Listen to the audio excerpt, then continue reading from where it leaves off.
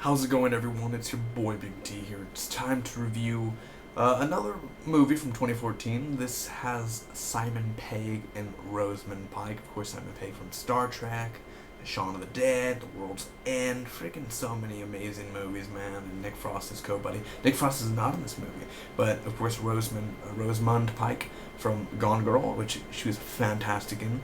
So this is a movie directed by Peter Chelsom. And it is a British movie, but it also made it here to the States, and let me tell you, wow. I'm gonna get into this here, guys. It's a non-spoiler review. I'm not gonna spoil nothing for you guys, but I am gonna give you my pros and cons and final score and tell you whether or not you should watch this movie and put your time and effort into this. Ladies and gentlemen, this is my non-spoiler review for Hector and the Search for Happiness.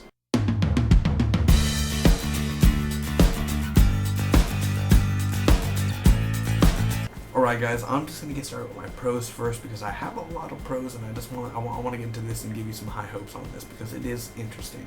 Real quick, the story of this, man, overall, because without spoiling, Simon Pegg plays this psychiatrist who, he's tired of life. Not tired of life where he wants to die, but he's tired of where he wants to be happy. Is he really happy and truly happy with what he has and what he's got?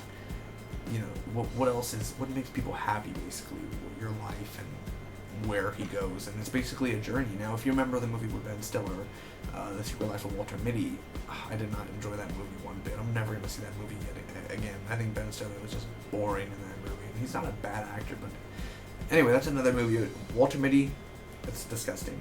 This movie, interesting. The story itself, again, like I just told you, man, it's basically a journey about what makes people happy. He's a psychiatrist and he wants to know, and it's a journey, man. That's what happens. So Simon Pegg's great. He's awesome. I'm boycotting him or whatever right now. I'm totally a fanboy right now for this movie, but out of the whole fanboy thing, he's great in this still. Not Oscar award winning or anything, but his performance still, and it's believable, and he brings humor into this, he brings intensity, he brings dramatic tension to it, he brings a lot of stuff to the table that you think this movie wouldn't have, but it's a really serious movie at points, to be honest. I do enjoy the opening. You're gonna think the opening's so cute, and then when like the plane, there's something with the plane, and you're like, oh, you're gonna see something fall out. It's not something gross, but something's gonna fall out, and you're like, well, no, it's so cute. It's a cute opening, and you're like, it really makes you laugh, and you're like, your mouth's wide open. What? So it's really cool. The locations we go, man. I mean, we go some places. This ain't really a spoiler because I'm not gonna tell you what happens, but Los Angeles, London, Africa. I mean, there are some locations in here, man, and you really get to see mountains, different stuff. I mean, the world, really, and his perspective and his point of view, and again, what makes people happy. That's what you get to see in the locations that we do go. It all makes sense at the end. It's one of those movies where you're really questioned by it, but at the end, it was always in front of you.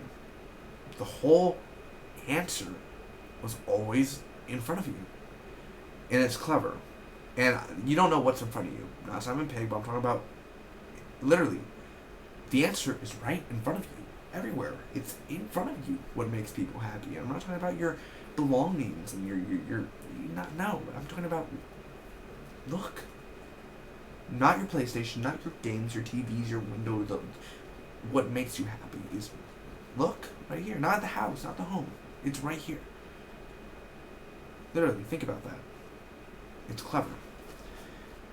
It really is, and it's not thin air also. It's something. If you see the movie, you'll find out, but it's funny. Simon Pegg is definitely funny in this movie, and he has such great humor. I love British comedies. British is really well done about making their comedies, and it's different from America, and I do like something different all the time. It's cheesy sometimes. It is. There's a lot of cheesiness, and a little bit toasty there, a little burnt toast there, but I mean, still, I enjoy it. Evolution in this movie is fantastic with the character of Hector. His journey, again, what makes you happy, the journey it's really cool, and you want to go along with this journey, and you kind of are going along when you're watching this. It's tough. It has a message. It's about life. It's about love. It's about, again, what makes you happy.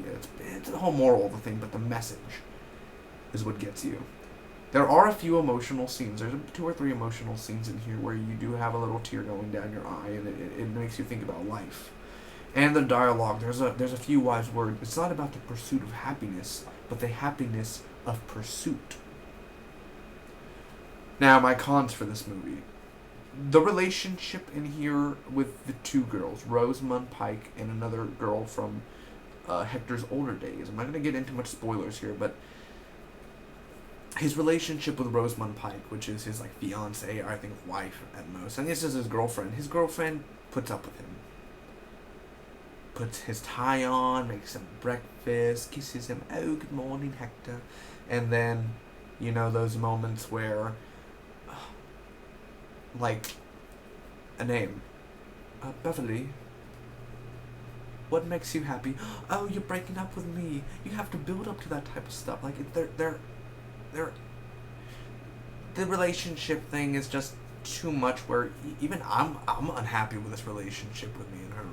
It's like, you really just move on and you go into this journey and it gets better from there. But just the relationship points of the 2 girls, America and British, which you'll find out in the movie, it doesn't really appeal that much.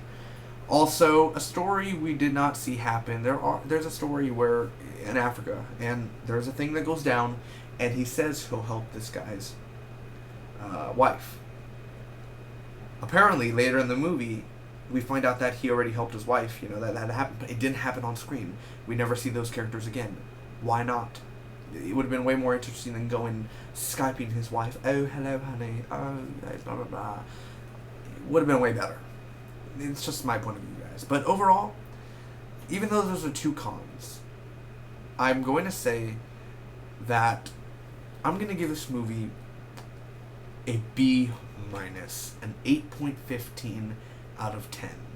Now, it's a good movie. It's not great. It's not bad, but it's good. And I definitely do advise you guys to watch this movie with your kids or, even older people. All ages will enjoy this movie. Mostly teenagers and up, but still. I really do enjoy it. I think that Simon Pegg, I'm calling him Hector now. Simon Pegg does awesome. Rosamund Pike didn't do bad. It's just the way her character's written, and it's just so scripted in a sort of sense. But I know 2 cons. You're giving it a B-. That doesn't even make it a B-. What? It's just, again, the way that it feels and the way it's given. The message is overall good, and I'm not saying go watch this movie. Go watch it if you can on Netflix, or rent it from Netflix, or try to find it and rent it, because it's definitely a movie worth watching. Just watching. Give it a chance. It's definitely, you won't regret it. It does give you a message. It gives you sort of a new perspective on what really makes you happy, and you may just want to find out if he does find happiness at the end. Overall, thank you guys so much. B-, good movie. Check it out if you can. Until next time, the Spock be with you always.